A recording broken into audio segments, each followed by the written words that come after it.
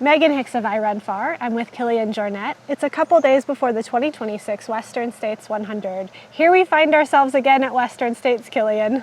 Yeah, after a long gap of 15 years, 2 years again here. So I'm so excited. It's such a nice place and such a good atmosphere this week between Broken Arrow and Western. You wrote on your social media back in February about how this race just seems to draw you back in. Back in 2010 and 2011, you said you had a great time here and the heat got you a little bit. And then last year in the final stages of the race, something sort of clicked for you and made you want to come again. Can you talk about that a little bit? Yeah, I knew I wanted to come back when I crossed the finish line. It was really because when I raced in 2010 and 2011, I didn't feel good during the race. It's really not who I am as a runner. And struggling on the these flat trails and the heat, and it was that's hard. It's not enjoyable. But last year, with a bit more specific preparation, I enjoyed the race, and I ended up feeling good. So it was it's fun actually to race it. So yeah, here I am again. For me, it's a little bit of a parallel. You came earlier. You had a difficult year and then a less difficult year. You sort of solved the things of that time. Do you think about last year and this year as a little bit of a parallel to that? You came last year and you're okay, I figured some stuff out. Here's some more to tweak. Absolutely on that. But then I had also many struggles this year with the knee injury. So I think some things that last year I saw that I could improve a bit more on the race tactics and preparation. I have been doing that on training, and I feel more confident than I was last year on that. But then also the last month preparation, it haven't been ideal, but it's how it is. It's not that. I always think you cannot be thinking about what if the injury didn't happen, because it happened. So it's just to get the best to the start line, I'm confident of the training I have been doing and on the preparation on the heat and on the running. So yeah, I think every race is a war like it, but yeah. I think I feel good with that, and also I think it will be different race with some of the younger runners that was their first experience last year, Hans and Jeff and or Puppy and Tomas, that probably this year they are much more confident too.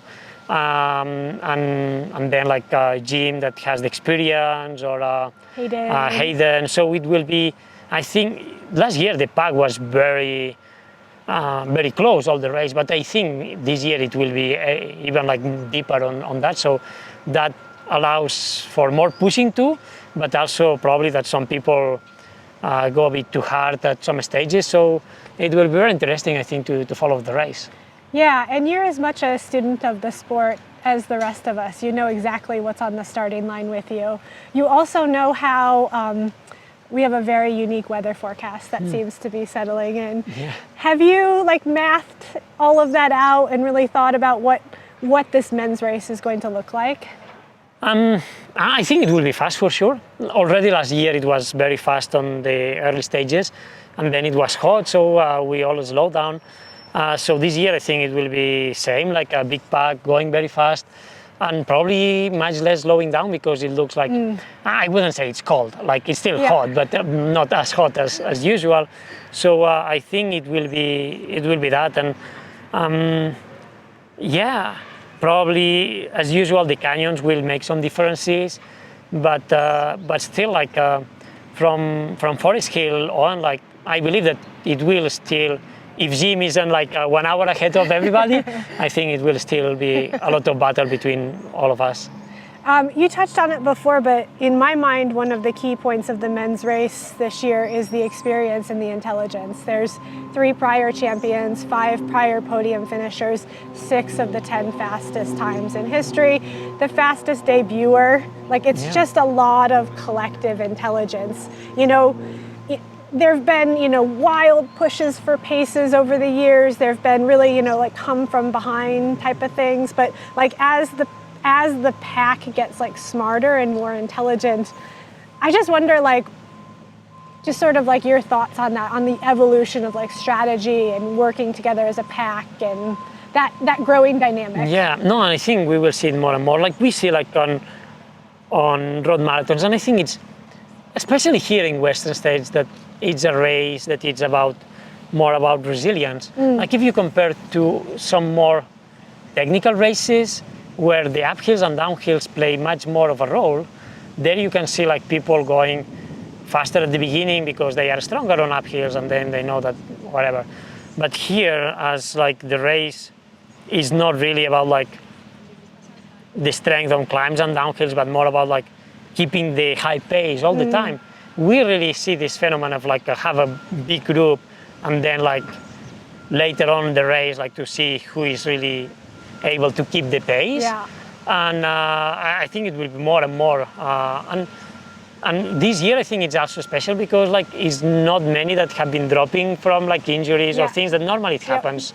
But this year it seems that everybody's coming here healthy, so that makes even more that I think it will be like, I might be completely wrong, but I think that it will be still a big group and then like just everybody trying to keep together, because we know that it will be at the last hours the one that is more adapted and more resilient that will have a better performance.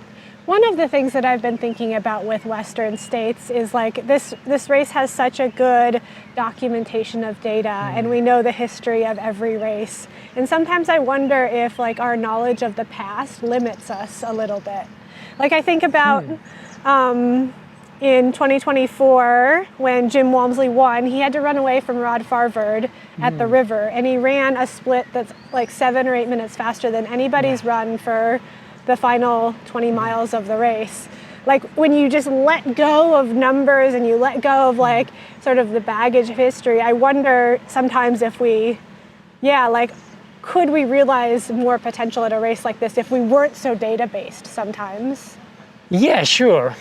Because and especially races like that it's always the same course, like and it's kind of always the same trails and kind of stable conditions. So we really know this data, and I think it's good to have like the change of generations too. That is bringing a fresh air, and then like people is daring more, and then it pushes everybody. So I think that's how the sport evolves.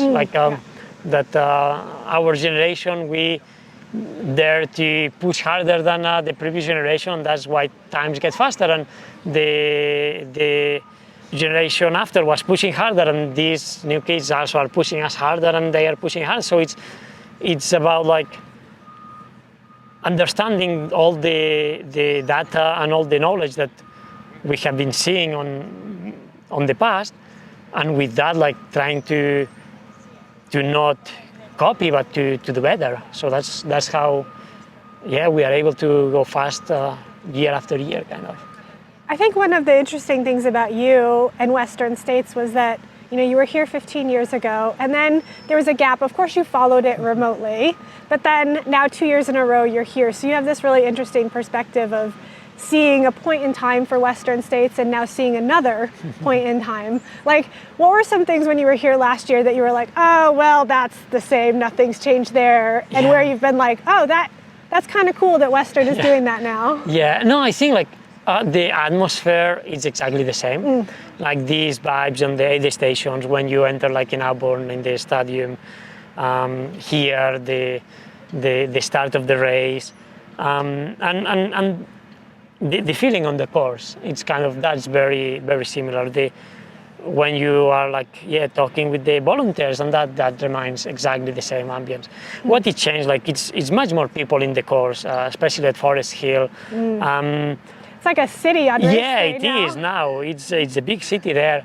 And this week, like, Zegama-esque for a minute. yeah. Well, like still like a lot of work to do to go like to Zegama's levels, but it's a lot of people, and to have this trailcon like the week before, like you see much more movement, and also like how we race. I think that changed a lot. Like the crewing part, like before it was like really like kind of you were taking one gel maybe every hour, and like. Ice, sometimes you were putting a bit of ice, but now it's like the amounts of ice that we are putting on to cool ourselves, and the amount of food in the stations, that has changed completely. It's a different. I think before it was much more like on, you were kind of more adventurous kind of, and now it's more like dialed on the performance side, on the cooling, the fueling, and the knowledge of the terrain. Zooming out from this race into sort of the world that American trail running operates in, you were here last summer for over a month, traveling through the American West. You have a new hat and a new perhaps movement that's starting now. I'm very interested to see this hat, this movement, this idea, especially like after you having been in the American West and like experiencing so deeply America's public lands, and then knowing that a race like this and all of what we're doing is dependent on that. Yeah, no, and I think that's something that many times we take for granted. But we are running here, and most of our runs are on some sort of public lands like national forest or national parks, wilderness areas, and we are able to do that because it's this kind of preservation. And when last year when I did the Stage of Elevation project, like I could admire all these vast like wild areas which are unique. Like it's not many places in the world that keeps those ecosystems developing purely, and that's something that it's important to preserve, because like if we do some extraction, some damage to those places, it's not way back. Like it's not that the damage will be done. So it's those ecosystems, like they preserve millions of species of animals, plants, bacteria that we need them to survive as a species, as humans. And I think that even if it's not a perfect system, like the public land system, because it depends on the management and the actions that they are done, but at least it's kind of a lot of safeguards that we put before some damage can be done. While like if it's private, even if it's like let's say like it's a philanthropy that they want to preserve, like you are very close to like have a change of hands, like that the next generation is selling those lands, and then anything can happen. So and I feel sometimes like, or like as imposter, like someone from Europe, like talking about that, but like nature don't knows about borders, and like species don't know about borders. We are all, as humans, we need to preserve like hotspots of biodiversity. We need to preserve natural resources, and if we want our kids and the next generations, and even like when we disappear as a species, like the species that will follow, that they are able to enjoy what we are able to enjoy. I want my kids to be able to go to nature, to experience that, and it's something that it feels that it's in danger. I feel like your perspective as an outsider, a European looking in, is actually really important, because like my generation of Americans and younger, we were just born with this gift of, a quarter of our lands are wild, are public. We don't know that it was different before that, and that, like a couple generations before us really worked to, make the lands public and available to all. And we also don't necessarily know that other countries aren't like that. So I find your perspective like, sort of like coming to an America and reminding us like what you have here is really special, but it's not guaranteed. It's not like that everywhere. Yeah, no, it's not everywhere like that, and it's a gift that you have, and it's important to. I always believe it's not that we own like the land. It's like it's a loan that we have for the next generation. So we need to keep it that way. Yeah.